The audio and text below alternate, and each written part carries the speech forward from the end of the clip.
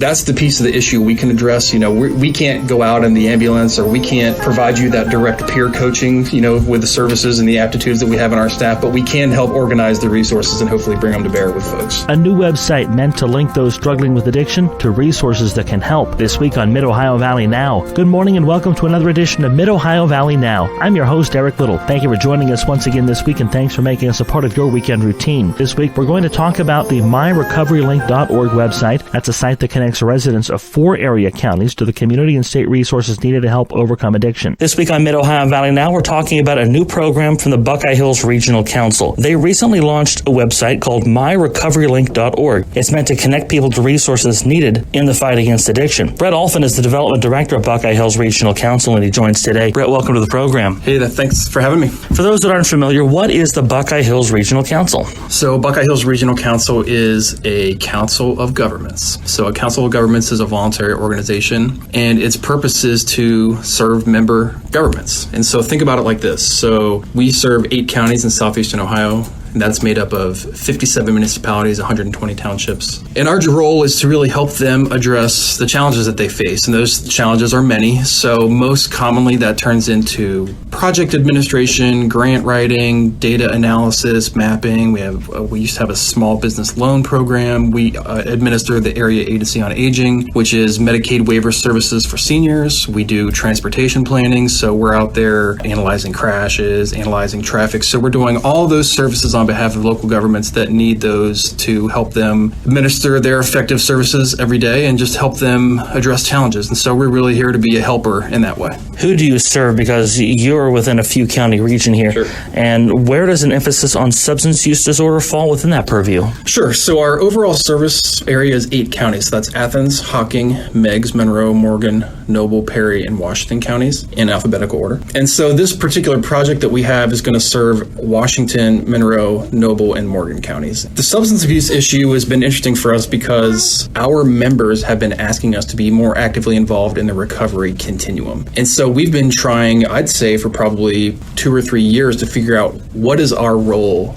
in that recovery continuum. We're not first responders, right? We're not out there on the scene responding to folks as they have challenges. We're not necessarily social service providers, so we're not doing a lot of the direct service provision to folks in recovery or folks that are having challenges. So what are we doing? We think our overall role as a regional council is as a convener and as someone who brings folks together, as someone who can identify resources and help build collaboration. And so the website that we've launched, myrecoverylink.org, is really just an example of that, knowing that that's probably the best place for us to be in the recovery conversation. What kind of things can people find there? And does it cater to people who are looking for help or people that are looking for help for others, or is it kind of cater to both? So the thought process that went into this was we feel like there are a lot of community resources out there in the area, those 4 counties that we're specifically serving for recovery. We just didn't know how well organized they were. So if you were someone who needed help and maybe you needed other than just recovery help, maybe you needed help with employment, maybe you needed help with mental health, maybe you need other services other than specific detox, or direct recovery service, we want to make sure that we have those resources in there. So it's really for anyone that's any place along the continuum of recovery. And I think it could be folks that are addressing the issue themselves, or it could be for family members or other folks that are providing support to those individuals as well.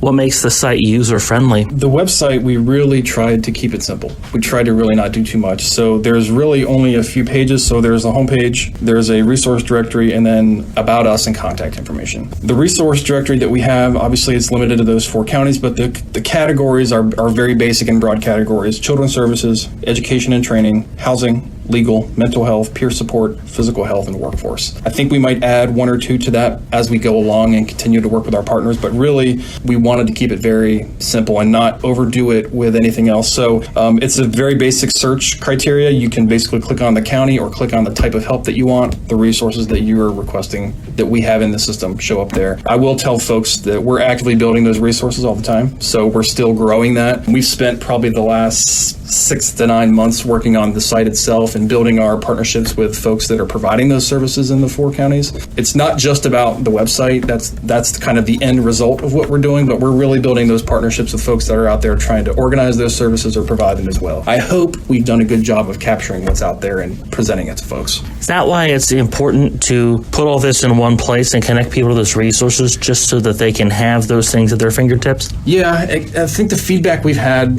over the last couple of years as we've tried to find an entry point for ourselves into this world, if you will, is trying to effectively coach folks on what to do. I mean, I think we have certainly folks on our staff and folks on our board that have had family members and friends and community members that have been impacted, but trying to easily find all those resources and connect to them is feedback that we've had over those last couple of years. So hopefully we're taking a step in the right direction of trying to put some of that stuff in a single location for folks. How many people struggle to find the first step when looking for help? Because just taking the first step can be a struggle. And is this something that's designed to make that easier? Yeah, I don't know what the actual number is, but I do know that point of entry for folks is the most challenging. We know that, and that's feedback we've had over the years as well. So hopefully this website is, I don't know if low pressure is the right word, low pressure, low intensity enough that somebody could go on there and just browse the resources that are there to get a sense of what's out there. If they're struggling or trying to understand maybe where to start. It's there when you're ready. Exactly. It's there when you're ready, yeah. How big of a part in the fight against opioids is helping people find the tools to help themselves and training people to be able to seek out the help that they need? Well, I think that's a critical point. I'm not in the medical profession nor am I a social service person, but I think that understanding inside of yourself what might help you would be an important first step. And so just having a way to do that that's at a low risk, low pressure, low impact manner to do that would probably lower some of those barriers to someone who is maybe even struggling with the question of, do I have an issue or am I ready to begin addressing my issue? So hopefully this could be one small tool that helps them do that. And this is a good way to link resources at both the state and the local level. Yeah. And like I said earlier, we're under the impression through the work we've done over the last couple of years and the conversations we've had with hundreds of folks over the last couple of years that there are a lot of resources out there. And I think, like many things, it's the challenge of knowing where they are and who to contact and when they're available and all those things. So that's the piece of the issue we can address. We can't go out in the ambulance or we can't provide you that direct peer coaching, with the services and the aptitudes that we have in our staff, but we can help organize the resources and hopefully bring them to bear with folks. In just a moment, we'll have more of our conversation with Bret Allphin, the Development Director of the Buckeye Hills Regional Council. But first this break, you're listening to Mid-Ohio Valley Now. Welcome back to Mid-Ohio Valley Now. Again, I'm your host, Eric Little. Let's rejoin our conversation with Bret Allphin, the Development Director of the Buckeye Hills Regional Council, as we discuss their recently launched myrecoverylink.org website. That's a site connecting residents of 4 area counties to the community and state resources needed to help overcome addiction. Let's go back to some of those conversations. What were those early steps to fight substance use disorder in the area that led to this? Were there focus groups? Were you listening at other community events? How did that go? Yeah, so this project is in partnership with Ohio Means Jobs and the Workforce Area Investment Area 15, which serves those 4 counties. They were fortunate enough to receive a grant from the Department of Labor to do some additional work in the opioid recovery area. Unfortunately, that grant came because those 4 counties suffered kind of increased impacts from the abuse in the community. They got a grant from the Department of Labor to do that based on those impacts. And so they were looking for a way to contract with a partner that could help deploy those services. Now, I will tell you, we are employing 2 positions that are charging to this grant. And the interesting thing about it is the only folks that are eligible to be employed through the grant are long-term unemployed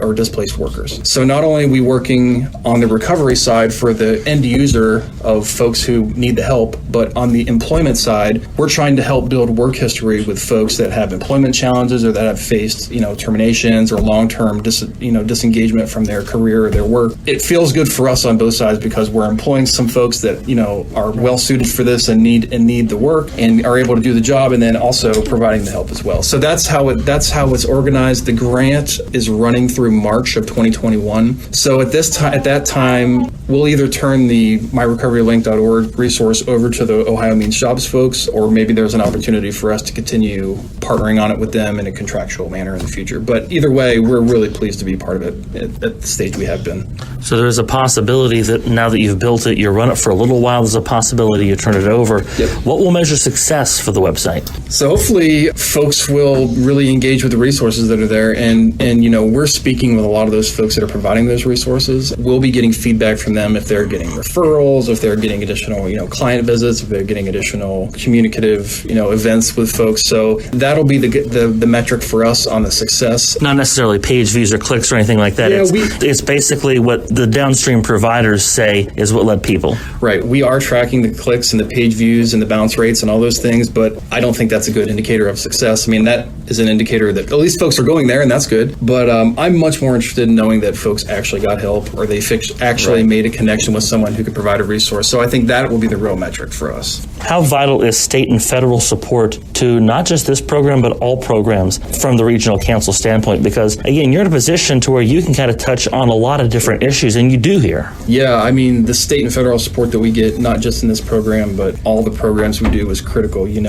A lot of the communities we serve, they're high need. Unfortunately, and this is not due to their own effort or not due to any of their intention or will, but they can't provide all the resources they need to address all the challenges they have. So the state and federal resources that come in and all those programs help fill those gaps. Without those, I'd hate to think where we would be. We wouldn't have many of the programs for, water and sewer extensions or, public transportation improvements or public facility rehabilitation or services for seniors, all those things which are critical in our communities. We wouldn't be able to support those with just local resources. So state and federal are great partners for us. And, in Buckeye Hills, we've been doing this for 50 years, so we started in 1968, and really it came out of the need of making sure that rural Appalachian communities get the resources they need to prosper. And in many cases before that, they weren't. And so that was really the genesis of the whole regional council idea. We could do a whole another 5-hour interview on that, but their partnership is crucial. And they've been very supportive, and we're fortunate to have their support, and we're really happy to provide it. Well, looking at this myrecoverylink.org initiative, where does that fall in terms of the long-term opioid programs at Buckeye Hills?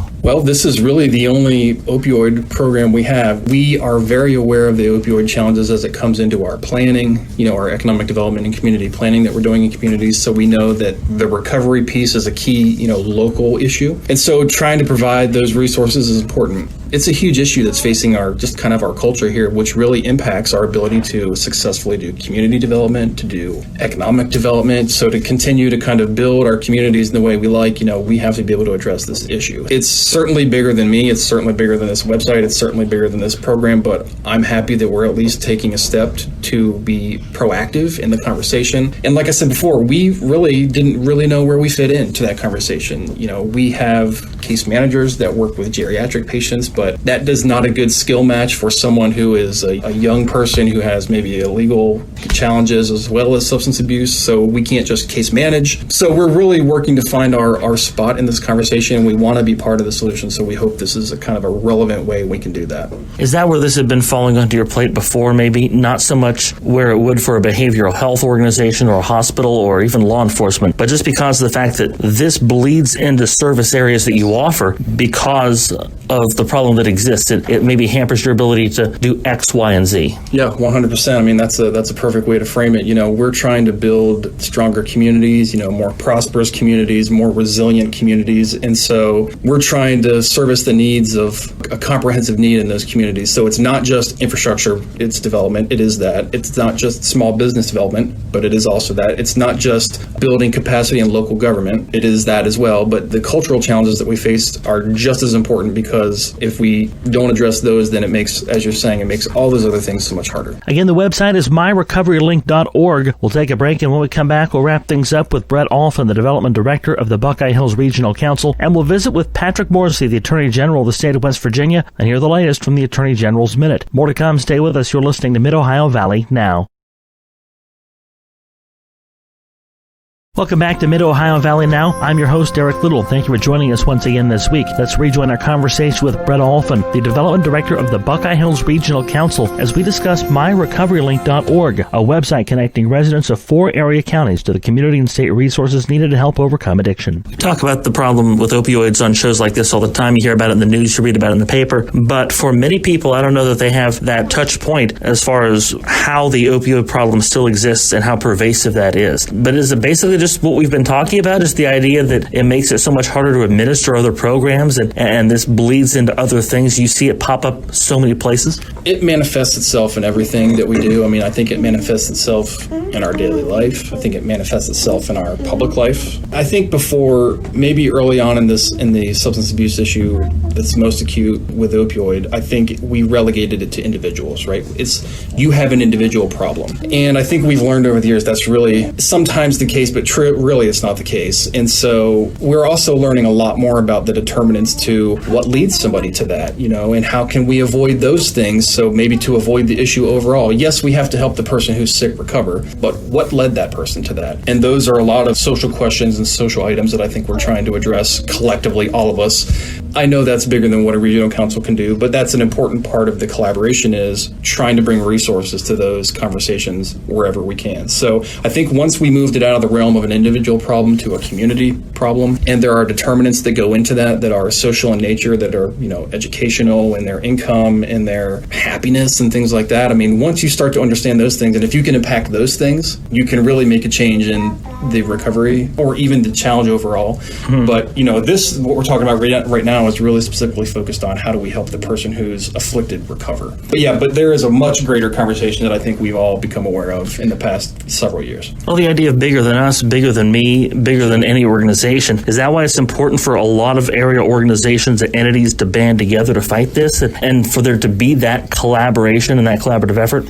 Yeah, it's been an interesting relationship. We have strong relationships anyway, but this is really the one issue, even if we have nothing in common professionally, I think the personal nature, the way this impacts folks, has really brought folks together around this issue. If you can't get along with someone, or if you don't get along with another organization for whatever reason, this is one of those issues I think you can come around and be like, yeah, this is important because the personal impacts that it's had. But it's been a good collaboration. I mean, we've become aware and familiar with so many new partners through just even the limited work we've done. A lot of new partners that have led to great things in other areas, so we've become a lot more familiar. So it's deepened our partnerships overall, unfortunately due to a kind of a tragedy, but the partnership and collaboration is critical and is the center of all of this work. If people want to keep up with the latest happenings in the Buckeye Hills Regional Council, what's the best ways to keep tabs on that? Sure thing. So you can find us at buckeyehills.org. We post pretty much everything we do there. We're also very active on Facebook,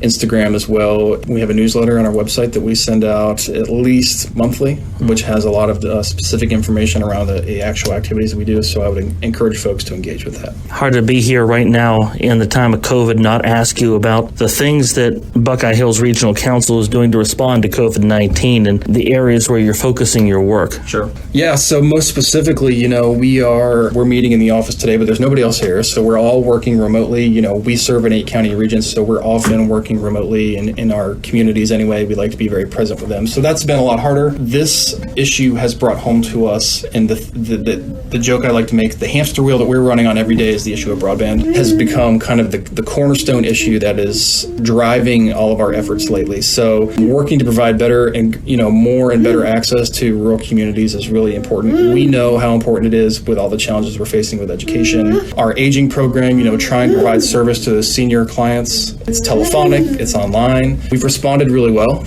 but that broadband issue has really come home to the heart of one of the biggest things we face. And the good thing I can share with you is I think folks are finally listening to us. I think we understand the issue. We understand what programs are out there that can serve us. We understand what we need. We understand what would really help us. For maybe the first time in 20 years, I think a lot of people feel like we've been talking about this for 20 years. For 20 years, we've been saying we need $1 zillion. And that's really not an effective argument when you're trying to talk to folks, whether they're in Congress or whether they're in agencies or whether they're providers. So we have a deep understanding of the issue now, and that's really been helpful for us as we try to move the region forward. So that's been our biggest kind of, broadband is at the center of a lot of the stuff we're doing. Again, healthcare, education, and then just the way we do our day-to-day life. Being a strength to those that you support. Yeah. You mean to say there's some good that might come of COVID-19? If there is the smallest of silver lining, I would say it's that it's helped us understand our strengths, and it's helped us very clearly identify our weaknesses and where we still need to go. So it's been good for that. It has not been good for anything else.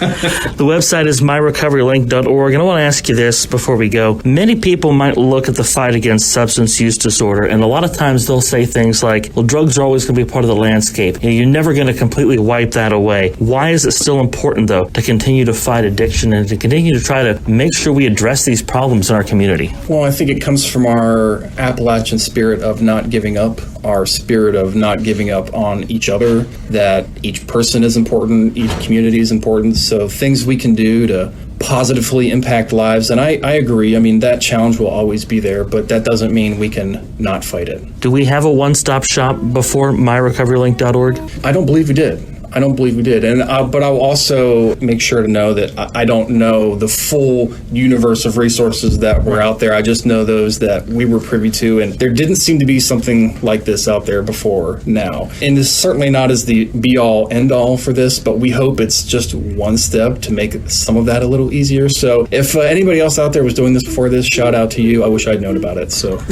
for our West Virginia listeners, I want to hit on this really quickly. I'm sure a lot of those resources from myrecoverylink.org are still relevant, but can they be connected through that website to resources on the West Virginia side of the river? They can at the moment, but I will tell you, we have a sister agency in Parkersburg, the Mid-Ohio Valley Regional Council. They do many of the same things that we do.